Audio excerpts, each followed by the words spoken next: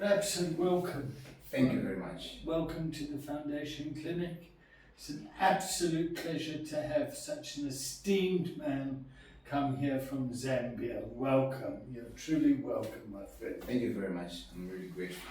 Yeah. What have you learned?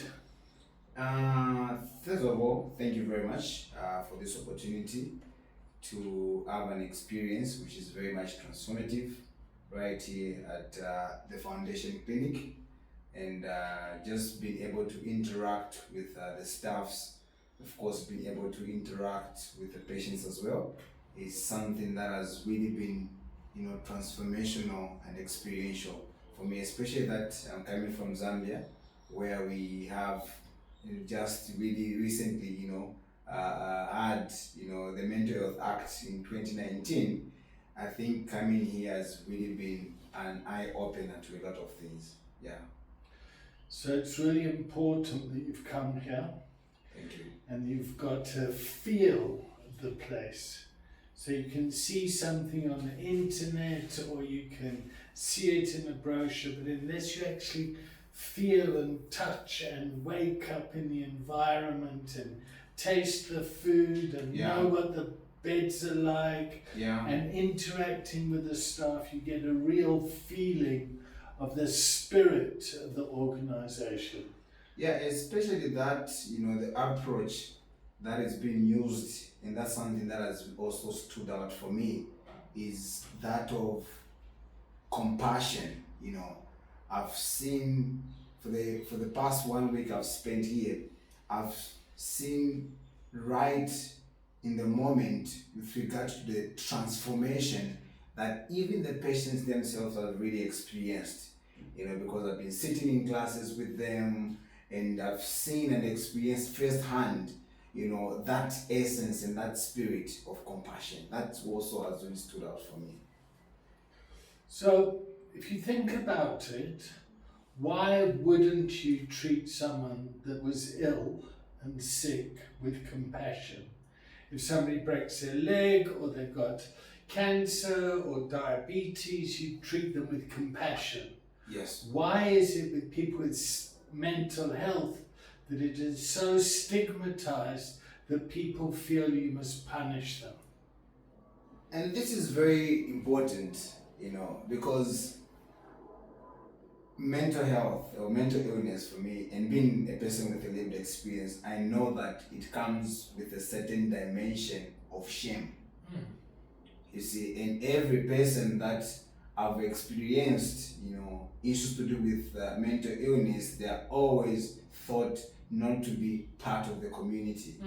Henceforth, punitive measures become some of the things that many people think or believe that that's the only way someone can come back to life. But having that experience, but at the end of the day, they're a human being, And if you look at my life, I would literally say that there was a time when I was not okay. But if you look at the things that I'm doing right now, I would definitely be able to tell you that the things that are able to bring about positive impact, not just to my family, but as a nation at large. And what really worked for me, I'll be honest with you, was an environment of compassion that I experienced. So I think and feel and believe that that's the most outstanding lens that we have to, download in our psyche, in our thinking, to appreciate that there's always a place where we have to demonstrate, compassion towards people that are in a state of crisis and chaos and conflict. And I believe that's one thing that I've experienced right here at my stay at the Foundation Clinic. But I just wanted to find out what drove you to an environment of being able to create this kind of an organization. So for me personally, I think it's how I personally was mistreated and how I could see that there's a history of the war on drugs being punitive, jailing people, things like that. There's been a whole history that's been created that people think you need to be punitive in your treatment. Okay. Yeah, so that's the history that it comes from. But the actual reality is if you treat people with humanity, with dignity, with respect, Sure. their spirit comes alive, and then they get filled with gratitude, and then they want to go out and be nice to other people. Sure. And so that's really where it comes from. And the World Health Organization knows this, that the punitive approach to the war on drugs and mental health just does not work. Okay. Yeah, it hasn't worked. If anything, it's cost society more and more money. Okay. So we have to unlearn the norm. So it's quite counterintuitive. People seem to think, oh, they've done bad, you need to treat them bad. Okay. So people have done bad. Mm-hmm. They've done bad because the environment, the structures have caused people to behave badly. Okay. Yeah, so not only do we then, once we've got the people well, but we have to work on the environment to be more inviting and understanding. Okay. That's why somebody like you with lived experience Sure. is doing so well and is making such a difference within Zambia.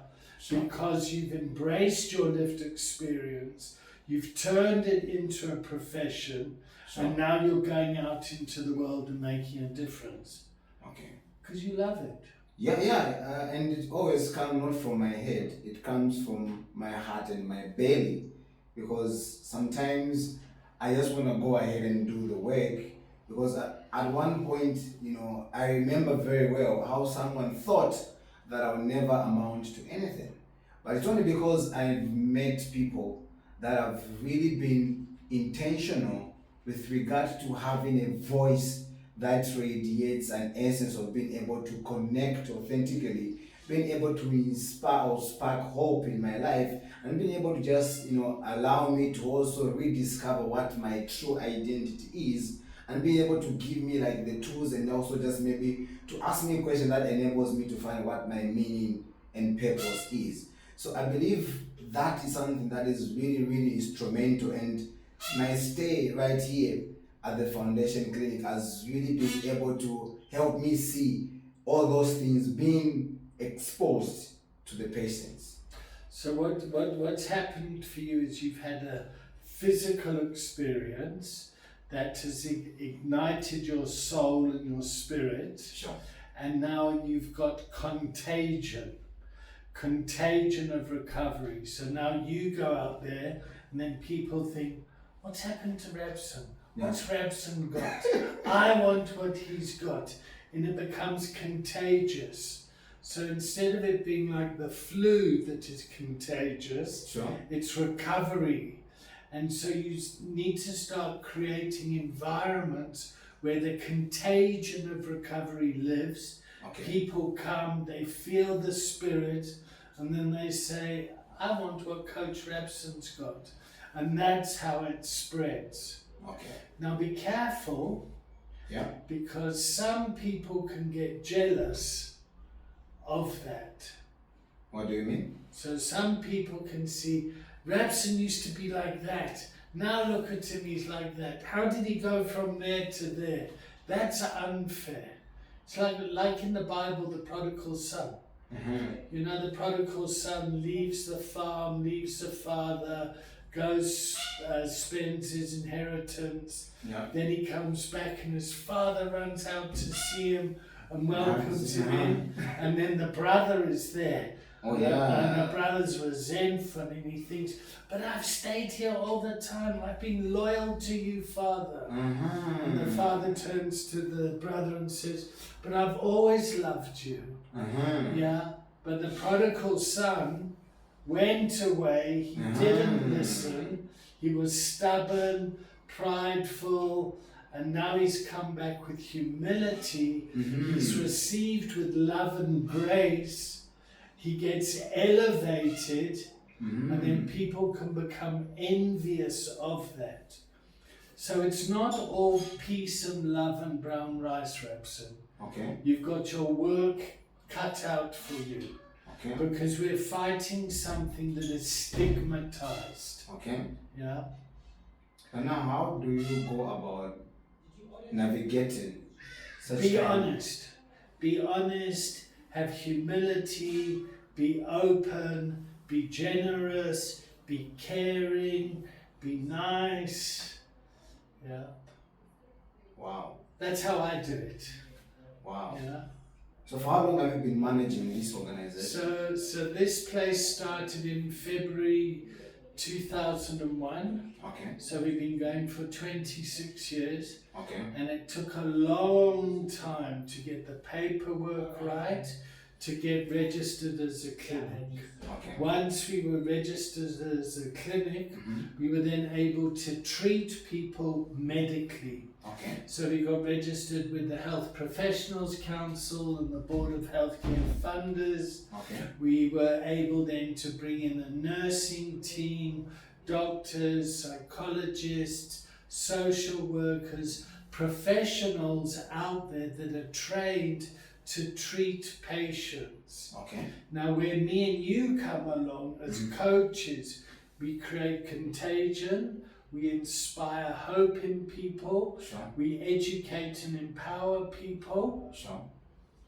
and we create an environment that's inclusive, yeah, that brings people together, that gives people a sense of meaning and purpose. Yeah. So someone like you has now got a job, Sure. so we've created employment, Sure. and you've got a whole nation of youth out there Sure. that you need to go out and educate and teach Sure. around hope and mental well-being. Sure. You always go, own your mind. It's really amazing to have you being able to share your lived experience and wisdom that you've been able to gather all along the way. And I believe this is the most important thing that as a young person I'm really passionate about, being able to have that intergenerational settings where we're also able to, get the experience of our elders. I'm an older now. Yeah, getting I'm an old man. and you've been able to just pass on, your wisdom is something that personally I'm really, grateful, and just being able to expose us to this kind of an environment, we're able to not just to read about it, but to experience it. I think that's one thing that is long lasting. Because sometimes it's very easy that we might read about stuff, but you may not be able to have an experience of what you've read is all about. But being able to read about stuff and being able to have an experience about the things that you've learned is something that is very much transformational. And the evidence. Yes. So we need evidence to record Sure. what is working, and what's not working, we need to have the agility Sure. to change it. And also I want to thank your family Sure. for letting you come here as well. Because it's all very well me and you being in the spotlight here and everything, Sure. but there's a whole lot of people out there that also get impacted by us going out and doing the work. Sure. Yeah, a big shout out to my wife. A big shout out to his wife. Yeah, and the family at large, and of course Zambians. Zambians has really been supportive to my journey, especially to all government institutions, talking about the gender division, talking about the Ministry of Health, the Drug Enforcement Commission, and just all these different institutions. Of course, my church as well. Yeah, so it's because as we say, I am because you are, and you are because I am. Together, we have to embrace and exercise. And Dr. Given. And the University of Zambia, is now a professor. It's Professor Given. Professor Given. Professor Given Ampunda, and of course the ministry, the judiciary, the Office of the Justice. They've also been instrumental, to the agenda that we've been running. And of course the students at the University of Zambia, I'm not forgetting them. A big shout out to you guys. You are really amazing, and I miss you. And of course with so much love to you as well. And we also, we are products of mentorship and coaching. We did not come here all by ourselves. There are certain blessings that we've been able to get from our people back home and all around the world. Australia, Uganda, Croatia and Netherlands. I almost said New Zealand. New Zealand as well, but the Netherlands. But the Netherlands as well. Yeah, so thank you very much.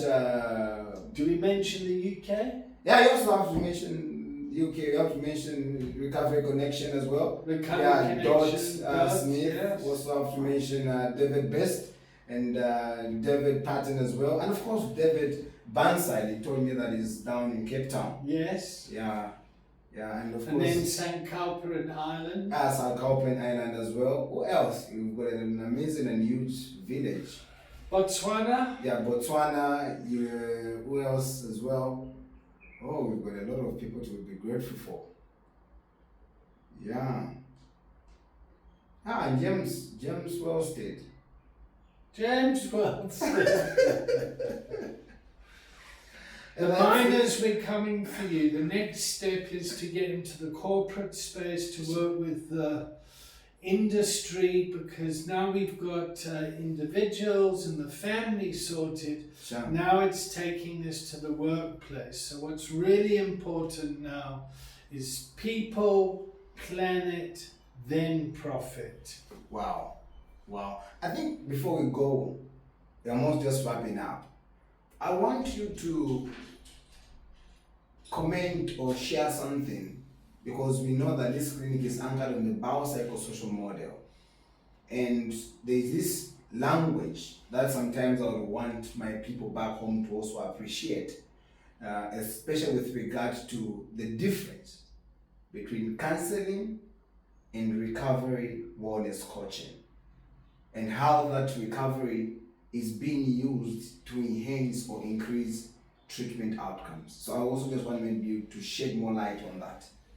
Well, it's a very big topic, so I'll just go ad lib, which basically means I'll make it up as I go along. All right, okay. But the importance of counselling has really evolved over the years. Okay. Yeah, and I would say, so before counselling came along, before postmodernism, counselling and this sort of stuff was held in the church or Okay. faith-based organisations. Okay. Then it moved out of the church into the medical world. Okay. Yeah, and counselling over the years has moved to a place of wound-based psychology. Okay. Yeah, so you go and see a counsellor if you're sick. Okay. Yeah, and then around 2005 there was a guy called Seligman Okay. who brought in the concept of positive psychology. Okay. So if you take counselling or psychology as a continuum, on the one end you have wound-based pathology, Okay. sickness, like I need to go and see somebody because I'm struggling with something mentally and I need support with it. Okay. Or you take it to the other end of positive psychology. I'm a marathon runner and I need to get my head right Okay. to win the race, or I'm leading an organization or whatever. Okay. Coaching sits in this space.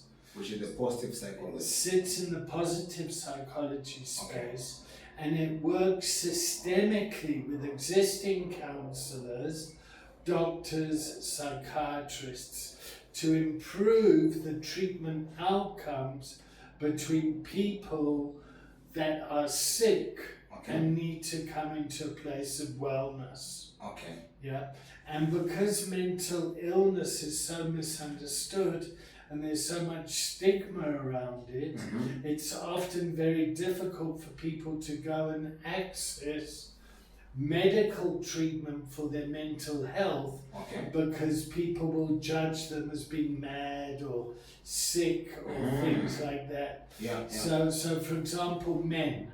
Yeah? Yes. Male psychology is something like boys don't cry. Yes. Yeah. Yes. Mamuna Men- Samarila. Yeah, men carry grief. Men Mhm. have big hearts. they carry grief, they carry sadness, they carry anger, they carry joy, they carry fear. But they're encouraged to suppress it, to hold it, Okay. to keep it in. And when you suppress something, when you push it down, it can become a pathology, which means it can become sick. So you have a bad day at work, you go home, and then you take it out on the dog or the children or the wife. So there's a problem in the workplace that you can't deal with it, so you take it home, and that's why there's so much substance abuse. I see. Yeah. So people have stress at work, and then they say, okay, well, I need to go and drink. Yeah. So, and that's because people don't know how to navigate the feelings that happen there. Now, traditionally, we used to have male initiation. Okay. Yeah, which in our culture has died over the years. Oh yes. Because of industrialization. Oh yes. Yeah.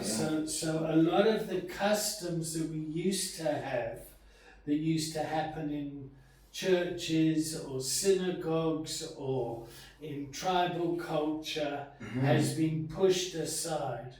So now we've got young boys growing up that haven't had the mentors, the elders, to teach them how to behave with these strong emotions. How to face shame, anger, guilty, and even fear. Yes.